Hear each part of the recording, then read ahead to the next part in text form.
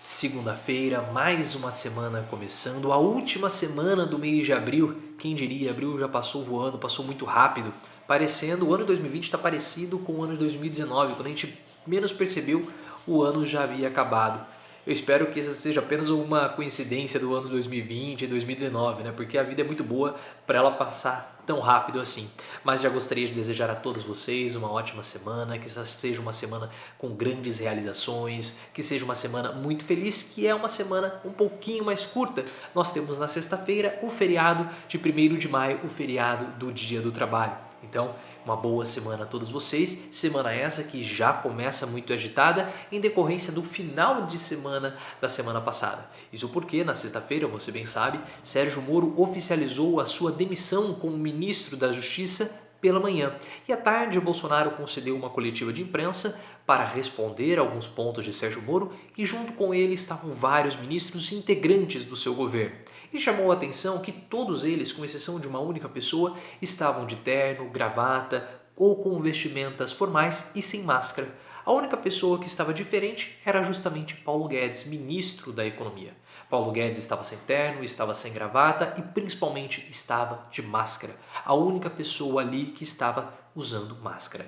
Nós sabemos que a assessoria do Palácio do Planalto, a assessoria de Bolsonaro, solicitou que Guedes não usasse a máscara, mas ele quis usar, foi uma decisão própria. É claro que tudo isso lançou alguns burburinhos, algumas suspeitas de que Guedes seria o próximo a pedir demissão do seu cargo ministerial. Paulo Guedes sofreu um forte revés já no ano passado, em 2019, quando as suas estratégias de crescimento do PIB fizeram com que o PIB crescesse abaixo de 2018 e abaixo de 2017, mostrando que as ideias, as estratégias neoliberais de Paulo Guedes não estão funcionando para o nosso Brasil. E nós temos que falar, isso foi em 2019, antes mesmo da pandemia do coronavírus. Todos sabemos que Paulo Guedes tem um pensamento muito arcaico da economia. Foi muito bom ganhando dinheiro no mercado financeiro, mas como grande pensador econômico, Paulo Guedes tem ideias arcaicas, primitivas da década de 50. O mundo mudou completamente e parece que ele ainda está preso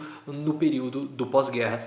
E achar que a iniciativa privada vai salvar o nosso país não é a melhor opção, porque o Brasil possui uma cultura diferente. É sempre o Estado que puxa a economia, sendo empurrado pelas pessoas mais pobres, o consumo das famílias. E agora, com a pandemia, o que nós estamos tendo é a necessidade do Estado de fato socorrer a economia, porque a iniciativa privada está com medo, está receosa, não vai fazer investimentos, principalmente investimentos em produção.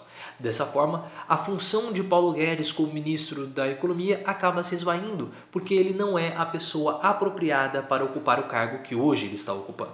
Os militares já fizeram um plano de resgate da economia embasado no Estado, que eles estão chamando, apelidando de modo equivocado, de modo errôneo, de Plano Marshall. Isso é equivocado porque o Plano Marshall era um outro tipo de resgate econômico, era um resgate econômico externo. Então, os Estados Unidos ajudaram economicamente a Europa. O que eles estavam querendo dizer, na verdade, os militares, era o New Deal. O que foi o New Deal? Foi um plano de resgate.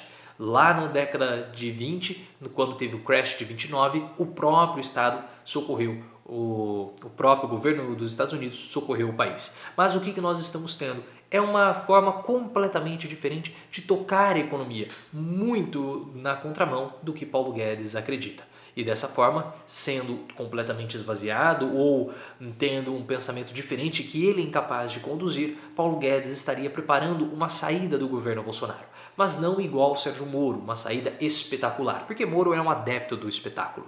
Quando eu falo espetacular, com fogos de artifício, chamando muita atenção. Paulo Guedes é um pouco diferente, também tem um ego elevado, mas diferente de Sérgio Moro, não tem pretensões políticas, pelo menos não que nós saibamos, ou não que seja ventilado.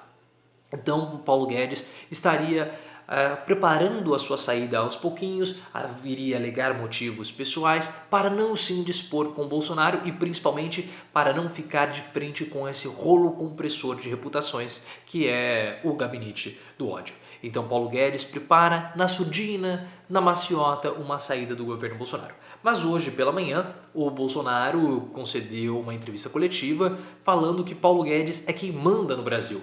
O homem que decide a economia no Brasil é um só, chama-se Paulo Guedes. Eu vou ler para vocês a reportagem do portal O Antagonista.